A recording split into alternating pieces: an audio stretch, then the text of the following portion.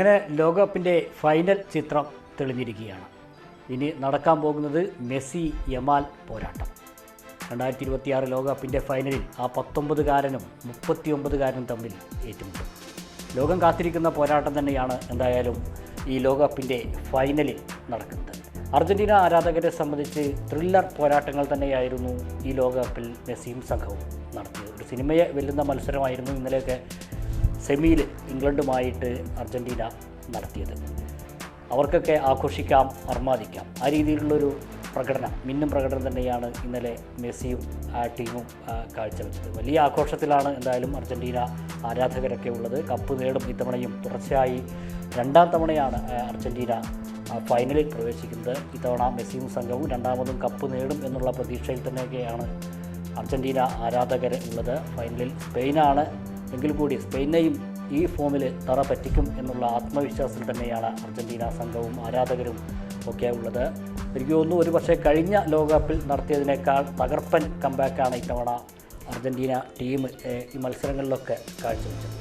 ചെറിയ ടീമുകളോടാണ് കളി എന്നൊക്കെ പറഞ്ഞിട്ട് അർജൻറ്റീന ആരാധകരെയൊക്കെ മറ്റ് എതിർ ടീമുകൾ കളിയാക്കിയിരുന്നെങ്കിലും എന്തായാലും ഇംഗ്ലണ്ടിനെതിരെയുള്ള പോരാട്ടമൊക്കെ നല്ല കളി തന്നെയാണ് അർജൻറ്റീന കാഴ്ചവെച്ചത്. അക്കാര്യത്തിലൊന്നും ഒരു തർക്കവും പറയാൻ കഴിയില്ല. കാരണം റഫറി അർജൻറ്റീനയ്ക്കൊപ്പം നിൽക്കുന്നു, അല്ലെങ്കിൽ ഫിഫൻറ്റീന എന്നൊക്കെ പറഞ്ഞ് അർജൻറ്റീനയെ കളിയാക്കിയ ആളുകളുണ്ട്, എതിർ ടീമിലെ ആരാധകരുണ്ട്. പക്ഷേ ഇന്നലെ നല്ല കളി തന്നെയാണ് പൊതുവെ അർജൻറ്റീന കാഴ്ചവെച്ചത്. ആദ്യ പകുതി നമുക്കറിയാം അല്പം മൽപ്പിടുത്തമൊക്കെ കണ്ടെങ്കിലും 2ാം പകുതി ക്ലാസിക് പോരാട്ടം തന്നെയായിരുന്നു അർജൻറ്റീന നടത്തിയത്. മെസ്സി ആദ്യ ഗോള് ഇംഗ്ലണ്ട് നേടിയ ശേഷം തിരിച്ചടിക്കാൻ അർജൻറ്റീന നടത്തിയ പ്രകടനം എന്തായാലും ആവേശഭരിതം തന്നെയായിരുന്നു. ശരിക്കും പറഞ്ഞാൽ ഇംഗ്ലണ്ട് ആ ഗോള് നേടി പ്രതിരോധത്തിലേക്ക് വലിഞ്ഞതാണ് ഇംഗ്ലണ്ടിനെ സംബന്ധിച്ച് ഇന്നലെ തോൽവിയിലേക്ക് നയിച്ചത്. മെസ്സി തന്നെയാണ് ടീമിനെ ജയിപ്പിച്ചത്, അതിൽ സംശയമൊന്നുമില്ല. ഗംഭീരമായിരുന്നു മെസ്സി അസിസ്റ്റ് ഗോളിന് വേണ്ടി അദ്ദേഹം കൊടുത്ത 2 അസിസ്റ്റുകളും ഗംഭീരമായിരുന്നു.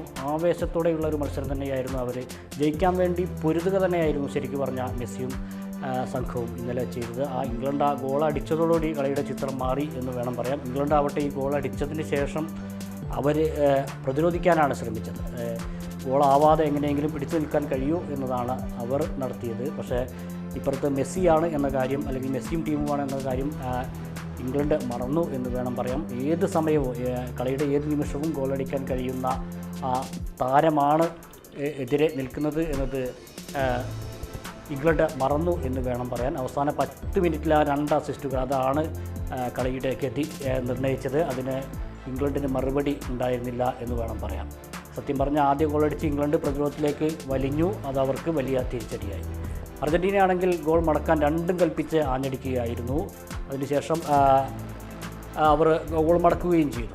പിന്നീട് 2ാമത്തെ ഗോളും വന്നതോടുകൂടി അവസാന നിമിഷത്തിലേക്ക് എത്തിയിരുന്നു കളി. അതിനുശേഷം ഇംഗ്ലണ്ട് ഒന്ന് കിണഞ്ഞ് പരിശ്രമിച്ചെങ്കിലും പിന്നെ ഒന്നും ചെയ്യാനുണ്ടായിരുന്നില്ല. കളി അവസാന ഘട്ടത്തിലേക്ക് കടക്കുകയായിരുന്നു. എന്തായാലും മികച്ച ഒരു മത്സരം തന്നെയായിരുന്നു അർജൻറ്റീന ആരാധകരെ സംബന്ധിച്ച് ഇന്നലെ നടന്നത്. ഇനിയിപ്പോൾ എതിരായി വരാൻ പോകുന്നത് സ്പെയിനാണ്, യമാലിൻ്റെ ടീമാണ്. അപ്പോൾ എന്തായാലും ഫൈനലിസമയിൽ നടക്കാതെ പോയ ആ മത്സരം അതാണ് ഇനി ഈ 19-ന് മെസ്സിയും സ്പെയിനും സംഘവും തമ്മിൽ നടക്കാൻ പോകുന്ന ആ മത്സരം. എന്തായാലും ആരാധകർ കാത്തിരിക്കുക തന്നെയാണ് ആ മത്സരത്തിന്.